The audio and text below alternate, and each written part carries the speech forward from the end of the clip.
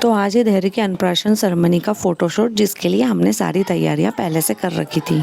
सबसे पहले हमने धैर्य के लिए एक स्पेशल बाथ अरेंज किया, जिसके अंदर हमने उसे बाथटब में बिठाकर रोज पेटल्स, मिल्क और वाटर ऐड किया। धैर्य इस स्पेशल बात को बहुत एंजॉय कर रहा था और हम लोग सब लगे हुए थे अच्छी अच्छी पिक्चर्स क्लिक करने के लिए, अच्छे अच्छे शॉट्स लेने के लिए। बाथिंग के शॉट्स निकालने के बाद में हमने आगे के उसके बाद मैंने घर पे ही जो सामान था उससे ही उसके सिटिंग अरेंजमेंट जमाया था। बॉक्स को ब्लैंकेट में लपेट कर अरेंजमेंट जमाई थी और जितने भी ये 6 वगैरह लिखा है, ये सारे स्नैक्स मैंने बाजार से मंगवाए थे। कि जो डिज़ाइन है वो फ्रूट्स वगैरह की मैंने खुद से ही बनाई थी। ये केक भी फ्रूट का मैंने ही बनाया था। डेकोरेशन है सब हमने घर की चीज़ों को यूज़ करके ही करा है। बस ये स्टिकर्स हम बाहर से लेकर, देखने में अरेंजमेंट बहुत छोटा लग रहा है, लेकिन जब हम इसको कर रहे थे हम ही जानते कि हमें कितना समय और कितना एफर्ट लग रहा था करना, उन्हें बराबर जमाना। एक एक चीज़ को हमने एकदम क्लियर और सिंपल रखने की कोशिश करी है कि ज़्यादा फैलाना ना हो, क्योंकि ऑलरेडी धैर्य बहुत परेशान कर रहा था। में हमने डेकोरेशन को भी स्पेशल बनाया था, फ्रूट्स को भी इतने प्यार से सजाया और छोटी छोटी चीज़ों पे अपनी तरफ से डिज़ाइन बनाया था। आखिर धैर्य का पहला अन्नप्राशन था, तो हर चीज़ में थोड़ा सा प्यार और बहुत सारे एफर्ट्स के साथ में बहुत सारी यादें जोड़ना तो ज़रूरी ही था। तब हो गया था और मैं सब चीज़ों को चेक कर रही थी, पेटल्स वगैरह को सेट करते करते धैर्य के पापा ने मेरा भी शॉट्स ले लिया कि तू बार बार क्यों खराब कर रही है चीज़ों को, बार बार उठा रही, बार बार सही कर रही है। ये भी पूछ रही थी कि क्या इधर से सही आ रहा है, पिक्चर लेकर देख। मैंने धैर्य के पापा से बोला, इतनी सारी तैयारियां मैंने करी, इतनी मेहनत करी, थोड़ा फ्लेक्स तो मेरा भी बनता है।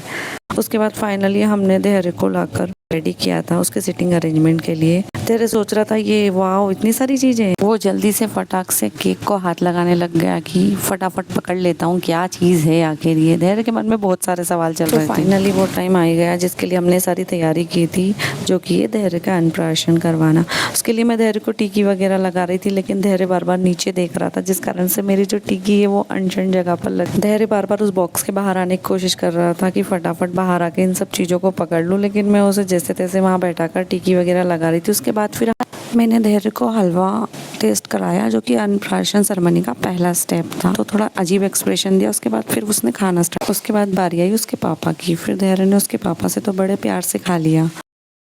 धैर्य सोच रहा था कि सब लोग मुझे सिर्फ हलवा ही खिला रहे हैं, ये सारी चीज़ें किसके लिए। इसीलिए वो बार बार इन सब चीज़ों की तरफ देख रहा था कि ये सब खाने को कब मिलेगी। लेकिन फिर उसकी दादी ने भी उसे हलवा टेस्ट कराया। फिर उसने यही सोचा कि यार ये सब चीज़ें जो रखी हुई है ये मुझे कब मिलेगी। धैर्य अपनी दादी की तरफ देखकर बार पूछ रहा था कि आप हलवा ही क्यों खिला रही हो, और बार बार फिर उन सामानों की तरफ देख रहा था कि आप ये सब चीज़ें कब खिलाओगी मुझे। तो उसकी दादी समझाती, बेटा ये सब तेरी मम्मा खाएगी, ये तो सब देखने के लिए। उसके बाद उसके दादाजी ने उसे हलवा खिलाया, जो कि उसने बड़े ही प्यार से खाया। उसके बाद आई मामा की बारी। मामा के साथ में भी बड़े खुश होकर बड़े ही प्यार से हलवा खा रहा था।